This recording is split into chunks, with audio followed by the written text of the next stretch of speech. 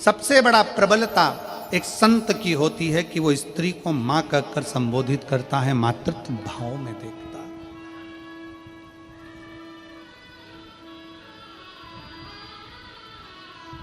एक संत की सबसे बड़ी प्रबलता होती है वो भोजन को बहुत अधिक मात्रा में नहीं पाता, त्याग की भावना होना चाहिए। त्याग की भावना। उपास करते हो आप लोग? कोई सा भी उपास करते हो? कभी महीने, 4 महीने, 6 महीने, 1 साल में कोई सा उपास रखते होगे? अरे हाथ तो हिलाओ जरा, सही है? रखते हो सब लोग? रखो जरा। खाते ही खाते हो कि भूखे भी रहते हो? जम के बोलो जरा।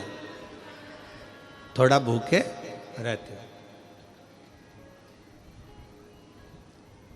भजन दबाकर करो, पर भोजन दबाकर मत करो। शास्त्र कहता है भजन दबाकर करो, भजन जितना कर सकते हो करो, पर भोजन दबाकर नहीं करो। जो दबा दबा कर खाता है वो एक दिन दवा खाने चला जाता है। दवा खाने जाता ही कौन है? जो ज्यादा दबा के खाता है। जो मिल जाए, इसने बिस्कुट दिया वो खा लो, टॉफी मिल गई वो खा लो, कोई खिचड़ी बांट दिया वो खा लो, चावल मिल गया वो खा लो, पूरन पोली मिल गई वो खा लो, रोटी मिल गई वो खा लो, पापड़ मिल गया वो खा लो, जो ला कर दे वो सब खा लो। खूब दबा दबा कर जो खाता है वो एक दिन दवा खाने चला जाता है। दवा खाने जाता ही कौन है? जो दवा दबा के खाता है। इसलिए खाने पर कंट्रोल होना चाहिए। थोड़ा सा बहुत ध्यान दे। भजन दबा कर करो, भजन जितना कर सकते हो करो, पर भोजन दबा कर मत करो। भोजन को थोड़ा सा दूरी बना करो। पर हमारे यहां तो बड़ी विचित्र बात है। कई लोग ऐसे भी हैं, चाय पीने बैठते हैं, अभी 5 मिनट पहले कोई के साथ बैठ कर पी थी और 5 मिनट बाद कोई दूसरा आ गया तो आन दो, फिर पी गए, फिर कोई आ गया, और काका जी कैसे हो? जा बेटा चाय बना ले। और मेहमान के लिए चाय आई और काका जी के लिए नहीं आई तो मुंह फूल गया। हमारी कहां? मौसा जी आ गए, मौसा जी किसी से मिलने के लिए, फिर कोई आ गया, फिर कोई आ गया, फिर पापा जी अभी तो आपने चाय पी थी, पिताजी अभी तो आपने चाय पी थी, फिर कोई आ गया, फिर चाय, फिर चाय, फिर चाय। आन दो, आन दो, आन दो।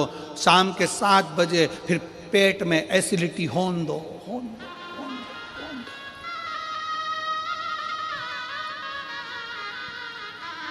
अब पिताजी शाम को यहां से वहां, वहां से वहां, ना जाने। बहू पूछ रही है पापा क्या हुआ? क्या पता, समझ में नहीं आ रहा, थोड़ा एसिडिटी हो रहा है, समझ में नहीं।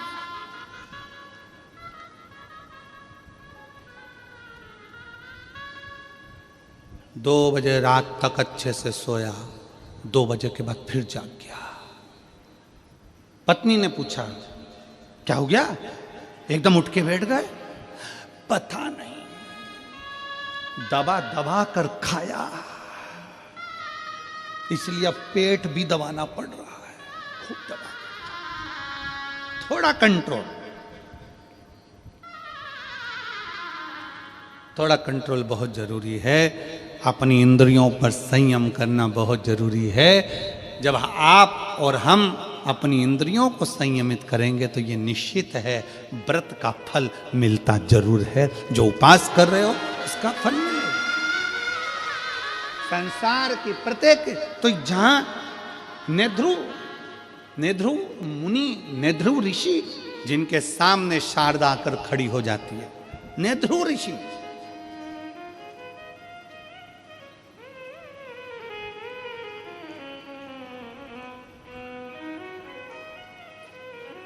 नेध्रु ऋषि के सामने शारदा आकर खड़ी हो गई और शारदा ने कहा, बाबा जी, गुरुवर, मैं बहुत दुखी हूँ, मेरे जीवन में ये संकट आ गया, मैं विधव्य हो गई, पति चले गया, बच्चे हैं, अब मैं करूँ तो करूँ क्या? क्या करूं, मैं भूखी हूं, मेरा परिवार, मेरे बच्चे भूखे हैं, उनको अन्न का भाग नहीं मिल पा रहा है, मैं क्या कर सकता हूं? भोजन के लिए मैं सब दूर गई। तब नेध्रु ऋषि ने एक ही बात कही, तुमने कभी शंकर की आराधना करी है? तुमने कभी शिव की आराधना करी है? नेध्रु ऋषि ने पूछा, कभी तुमने शंकर की आराधना करी है? तुरंत शारदा ने कहा, मैंने आज तक ना तो मैं शिव के मंदिर गई हूं, ना शिवालय गई हूं, ना शंकर की आराधना करी, ना नमः शिवाय बोला, ना ओम नमः शिवाय बोला, ना श्री शिवाय नमस्तुभ्यम बोला। मैंने आज तक शिव की आराधना नहीं की, आज तक नहीं करी।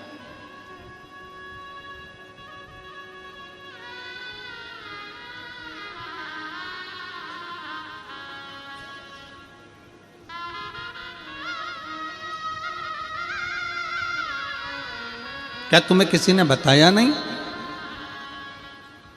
क्या तुम्हें कोई बताता नहीं है कि शंकर की आराधना का फल क्या है?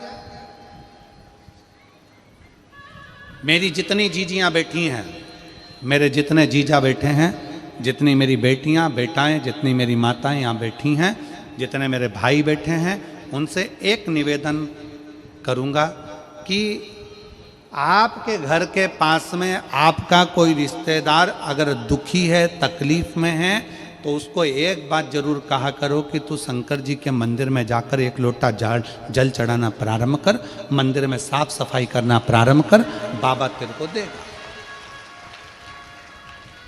बाबा तेरे को देगा।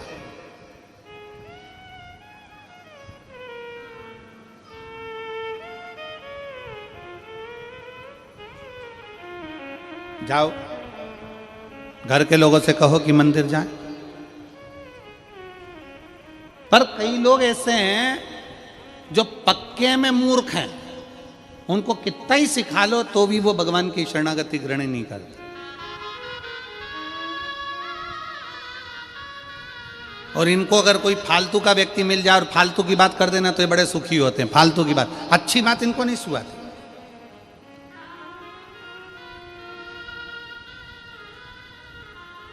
और कई लोग ऐसे हैं जो अपने विचार से नहीं चलते, दूसरे के विचार से चलते। दूसरे ने ऐसा कह दिया, दूसरे ने ऐसा बोल दिया, और बोलते से ही वो दूसरे के विचार में आकर कुछ भी बोल दिया। किसी ने एक कह दिया, वो व्यक्ति ऐसा है, कान में भर दिया, भरा, फूंक मारी, उसने वैसा बोलना चालू कर दिया। कई लोग, वो दो हैं, वो कहते हैं ना, संख और मूर्ख। कौन कौन? शंख और मूर्ख। ये अपने आप कुछ नहीं बोलते, इनमें फूंक मारो तो बोलते। मूर्ख भी ऐसा होता है, उसको कोई कुछ बोल देगा ना, वो बैठे हैं ना, वो रामकिशन जी बैठे हैं ना, वो रामाधर जी बैठे हैं ना, वो व्यक्ति ऐसा है ना, बस मूर्ख के कान में भर दिया कि वो व्यक्ति वैसा है, तो वो पूरे गांव में डोंडी पीटता फिरेगा, वो व्यक्ति वैसा है, मैंने तो सुना है वो व्यक्ति वैसा है। मूर्ख है ना, अपने मन से सोचा नहीं। कभी तो रामाधर से मिला, कभी तो राम स्वरूप से मिला, कभी उस व्यक्ति से मिला, कभी उस व्यक्ति से तेरा पाला पड़ा नहीं। उसको पहले आजमाओ तो कि कैसा है। पर किसी ने कह दिया कि वो व्यक्ति वैसा है तो तुमने वैसा मान लिया। शंख कैसा होता है? शंख अपने आप नहीं बजता, शंख में फूंक मारेगा दूसरा तो बजेगा। और ज्ञानी पुरुष का लक्षण क्या है? ज्ञानी पुरुष का लक्षण होता है वो थोड़ी सी फूंक से बिलखता नहीं है, क्रोधित नहीं होता, चिल्लाता नहीं। कई कई मूर्ख होते हैं। पत्नी ऑफिस में जा रही है, ड्यूटी जा रही है, काम कर रही है, नौकरी कर रही है, घर में बच्चों को संभाल रही है, भोजन करा रही है, और कई कई पतियों को कोई दोस्त ऐसे मिल जाते हैं फूंक मारने वाले, जो ये फूंक मार देते हैं, भैया हमने तो देखा था कि वो वहाँ पर बैठी हुई थी, हमने देखा था वो वहाँ बैठा हुआ था, फूंक मार दी। अब तुम चतुर हो कि मूर्ख हो, तुम पर निर्भर करता है। आप अपने पति पर शंका कर रहे हो, दूसरे के कहने पर मूर्खता है। आप अपनी पत्नी पर शंका कर रहे हो, दूसरे के कहने पर मूर्खता है। आप अपने परिवार पर शंका कर रहे हो, दूसरे के कहने पर मूर्खता है। चतुरता उसको कहते हैं जो बोलने वाले से भी कह दे तू चुप रहे, मैं मेरी पत्नी को, मेरे अपने पति को, मैं अपने परिवार को अच्छे से जानता हूं, मुझे मालूम है कि मेरा परिवार क्या है, तू चुप रहे। इसको चतुरता कहते। किसी ने फूंक मारी और तुम बजना चालू हो गए, किसी ने कुछ बोला और तुमने बुराइयां देखना प्रारंभ कर दी, ना ना, इसको श्रेष्ठता नहीं कहते।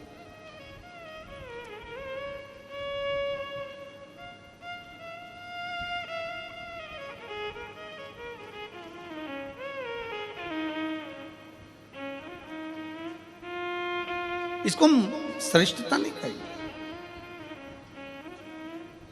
पहले के जमाने में आज के जमाने में बहुत अंतर है। पहले के लोग कहते थे मैं तुम्हारे लिए जान दे दूं, जान बोलो तो सही। आज का जमाना ऐसा है कि अगर वक्त पड़े तो मैं तुम्हारी जान ले लूं, दूं तो नहीं।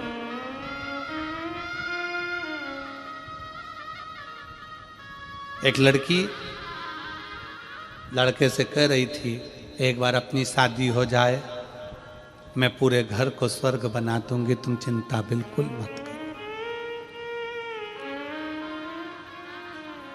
गार्डन में बैठ के बोल रही थी, आवाज कानों में गई तो पलट के देखा कि ये घर को स्वर्ग बनाएगी और घर में रहने वालों को स्वर्गवासी।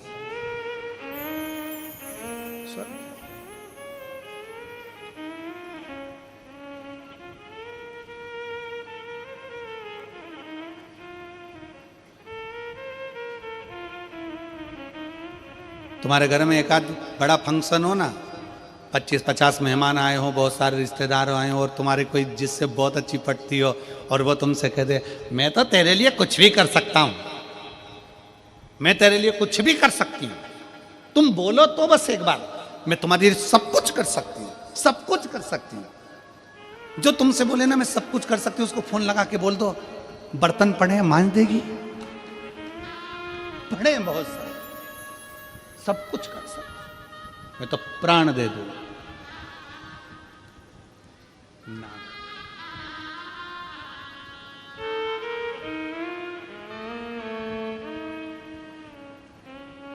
और मेरे गिरधर शिव तत्व में, भगवान की भक्ति में, एक आनंदता में, मीराबाई कहती है भगवान कृष्ण से कि है मेरे गिरधर, है मेरे गोपाला, है मेरे कृष्ण, मैं तेरे लिए अपना सर्वस्व वार देती हूं। भगवान कृष्ण ने परीक्षा ले ली मीराबाई की, जहर का प्याला भेज दिया। जहर का प्याला भेजा तो भगवान को लगा सही में सर्वस्व वार सकती है, तब भगवान कृष्ण उसकी साक्षी में प्रकट हो जाते हैं। थोड़ा परीक्षा मेरा भगवान लेता है, मेरा कृष्ण लेता है, मेरा राम लेता है, मेरा शिव लेता है, उस परीक्षा को लेता है, थोड़ा समय लगता है। क्या तुम्हें किसी ने बताया नहीं कि शंकर की आराधना करने का फल क्या होता है? नेध्रु ऋषि शारदा से कहते हैं क्या तुम्हें कोई बोला नहीं? शारदा ने कहा मेरे परिवार वालों ने कहा था कि जब दुख की घड़ी आए तो शिव को याद करना, शंकर को याद करना। शिव,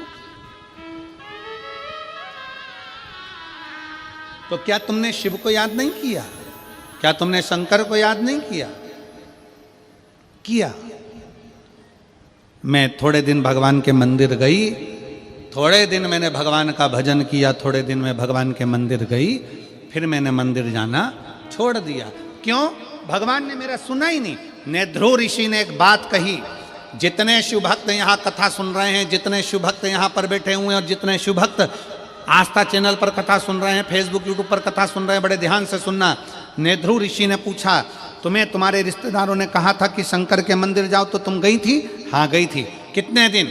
थोड़े से दिन। फिर क्यों नहीं गई? मेरा मन नहीं लगा। क्यों? भगवान ने मेरी बात नहीं मानी, इसलिए मैंने मंदिर जाना छोड़ दिया। मैं मंदिर जाना छोड़ दी, मैं कथा जाना छोड़ दी, मैं भजन करना छोड़ दी। क्यों? भगवान ने मेरी सुनी नहीं।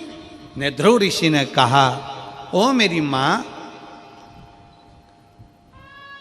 बच्चा गर्भ में रहता है तो कितने महीने रहता है? जम के बोलो जरा, कितने महीने? 9 महीने। नेध्रु ऋषि ने कहा एक बच्चे को भी स्वस्थ जन्म लेने में 9 महीना लगता है, और दुनिया के लोग ये सोचते हैं कि हम 2 महीने से जल चढ़ा रहे हैं और भगवान हमारी सुन ले। 9 महीने में बच्चा पूर्ण जन्म लेता है, तो भगवान पर भरोसा भी कम से कम 9 महीना तो करो कि भगवान कुछ देगा। पर आज का जमाना ऐसा हो गया कि कोई ऐसा महाराज मिल जाए जो हमको ऐसी भभूति दे दे और ऐसे पटके और नीचे से सोने के हंडे निकल जाए। तो ऐसा हंडा निकालने वाला महाराज हो तो हमको भी बता दो, हम भी तुम्हारे साथ चलेंगे हाले कोसा से डायरेक्ट, कि ये सब भभूत फेंको, सामान फेंको और नीचे से सोने के हंडे निकल जाए। शिव महापुराण की कथा कहती है, शंकर भगवान का चरित्र कहता है, अपनी मेहनत, अपनी लगन, अपना कर्म, अपना परिश्रम व्यक्ति को आगे लेकर जाता है, ऐसे फेंकने से हंडा नहीं निकल जाता। अपनी मेहनत से जाइए। एक पत्र है,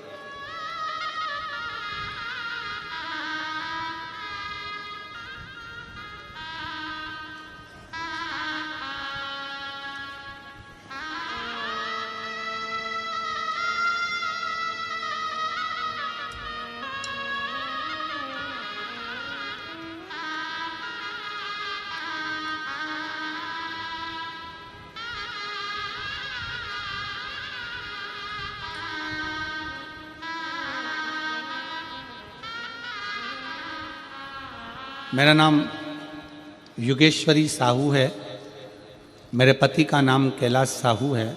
मैं ग्राम मारगांव, डोंगर गांव, जिला राजनांदगांव, छत्तीसगढ़ की रहने वासी हूँ। कहीं बैठी हो तो हाथ हिला सकती हूँ। आ जाइए, एक बेलपत्र ले जाना, आ जाइए।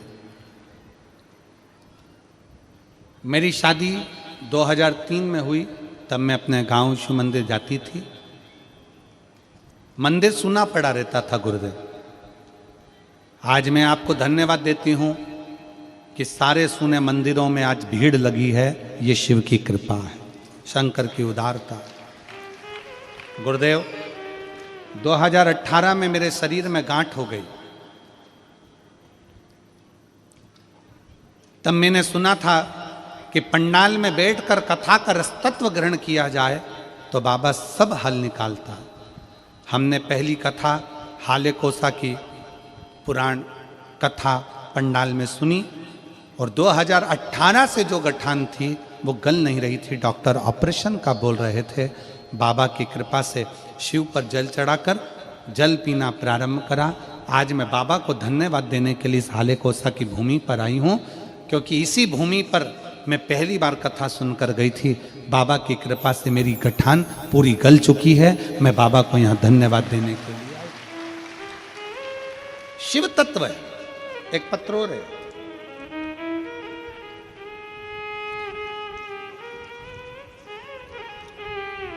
मैं चित्रा सोनवानी, प्रधान पाठक, मैं ग्राम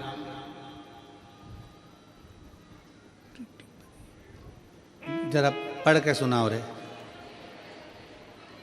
और ईड बरी, उरईडी बरी, उरईड बरी। अरे तुम समझ गए ना, जाना बहुत।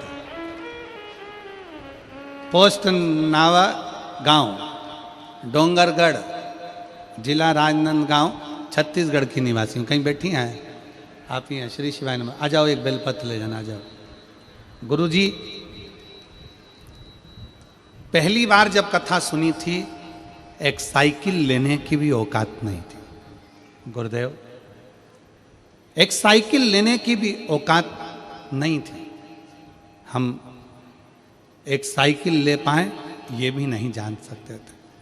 पर आज एक साइकिल लेने की औकात नहीं थी।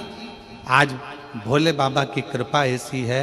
इसी हाले कोसा में पहली बार कथा सुनी थी और इसी हाले कोसा में कह रही हूँ, शंकर भगवान ने 4 व्हीलर गाड़ी घर पर खड़ी कर दी। ये शिव उपासना, ये शंकर की उपासना।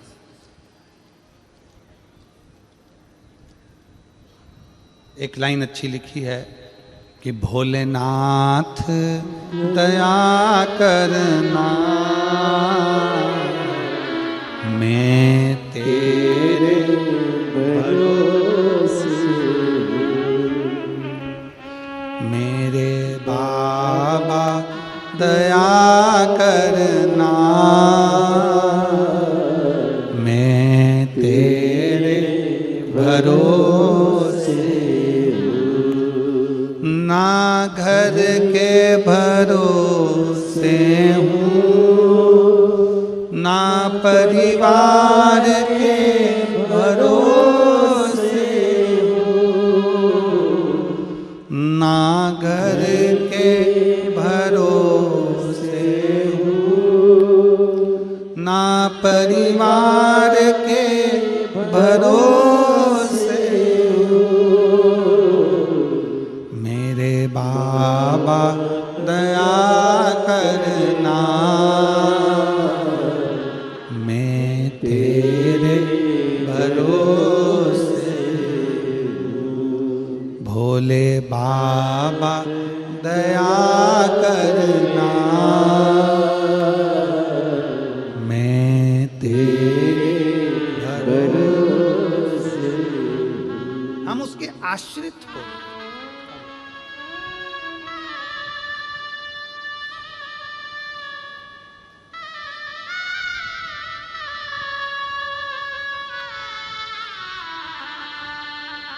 चित्रा शिव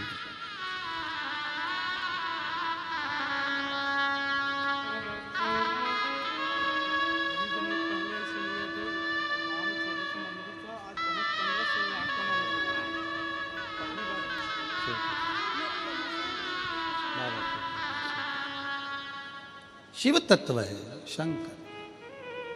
सोनवानी जी कह रहे हैं हम यहाँ पहली बार हाले कोसा जब आए थे, दिनेश साहू जी कथा कराए थे।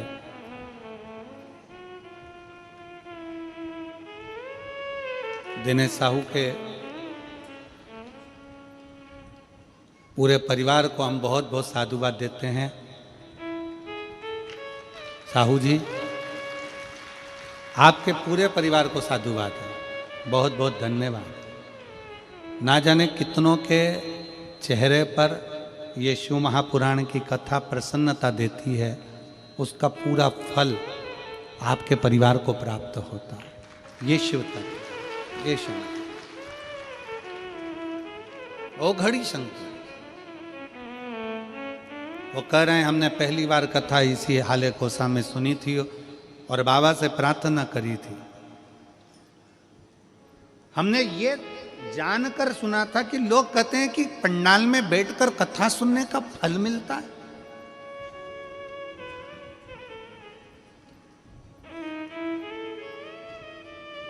और फिर वही वाली बात आ गई। देखिए, नेध्रु ऋषि ने शारदा से कहा, कितने दिन तुमने जल चढ़ाया, कितने दिन तुमने शंकर की आराधना करी।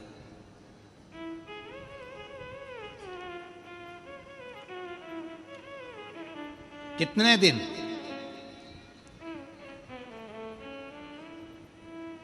कितने दिन तुमने शिव की आराधना करी, कितने दिन तुमने जल चढ़ाया। शारदा कहती है मैं तो थोड़े से 8, 10, 12 दिन गई, फिर मेरा मन नहीं लगा, भगवान मेरी सुनी नहीं। नेध्रु ऋषि ने कहा गर्भ में जो बच्चा होता है वो भी 9 महीना लेता है तब जन्म लेता है। कोई बच्चा जल्दी जन्म ले लेता है तो वो बीमार पड़ा रहता है, फिर वो ठीक होने में समय ले लेता है। इसलिए अगर भगवान तुम जल चढ़ा रही हो, रोज मंदिर जा रही हो, रोज कथा में जा रही हो, कथा श्रवण कर रहे हो, और अगर भगवान तुम्हारी अर्जी, भगवान तुम्हारा पत्र, भगवान तुम्हारी बात नहीं सुन रहा, थोड़ा समय लग रहा है, भगवान तुम्हारा दुख नहीं काट रहा, थोड़ा समय लग रहा है, तो चिंता मत करना, जरूर मेरा बाबा तुम्हें स्वस्थ कुछ ना कुछ देना चाहता है जो अच्छा हो। जल्दी में दे देगा, जल्दी दे दिया और बाद में तकलीफ आ गई तो क्या मतलब। इसलिए थोड़ा रुक कर, आपका काम है मंदिर जाना, आपका काम है भगवान का भजन करना, आपका काम है भगवान का कीर्तन करना, आपका काम है भगवती स्मरण में डूबना, जाते रहो।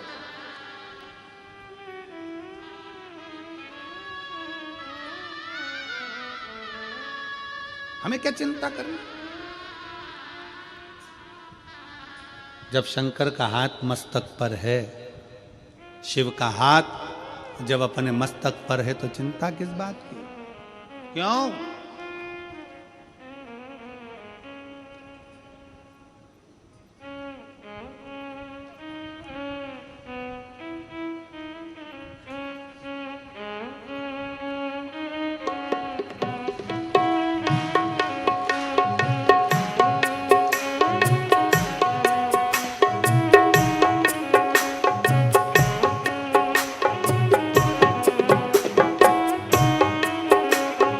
क्या करना फिर क्या करना, क्या करना फिर क्या करना, क्या करना फिर क्या करना, वो क्या करना फिर क्या करना, तेरे सर पर भोलेनाथ कर फिर क्या करना, तेरे सर पर भोलेनाथ कर फिर क्या करना, तेरे सिर पर भोलेनाथ कर फिर क्या करना, तेरे सर पर भोलेनाथ कर फिर क्या करना, क्या करना फिर क्या करना, क्या करना फिर क्या करना, ओ क्या करना फिर क्या करना, क्या करना फिर क्या करना, तेरे सर पर भोलेनाथ कर फिर क्या करना,